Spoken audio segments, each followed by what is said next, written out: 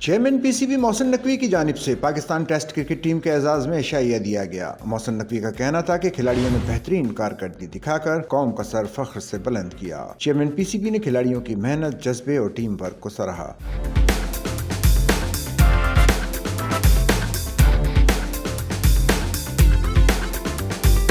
उन्होंने कहा कि इसी जोश जज्बे से खेलें, इंशाल्लाह मजीद कामयाबियां मिलेंगी। उनका कहना था कि मेरा यकीन कामिल है कि मुस्तकिल मिजाजी और इत्तेहाद से मजीद कामरानियां हासिल होती हैं। उम्मीद है कि टीम आइंदा भी मुल्क को कौम का नाम रोशन करती रहेगी। चेयरमैन पीसीबी मोहसिन नकवी ने मजीद कहा कि क्रिकेट सिर्फ खेल नहीं बल्कि दोस्ती और बाहमी एहतराम का पुल है। उम्मीद है पाकिस्तान टीम क्रिकेट की दरख्शां रिवायत की हमेशा पासदारी करेगी।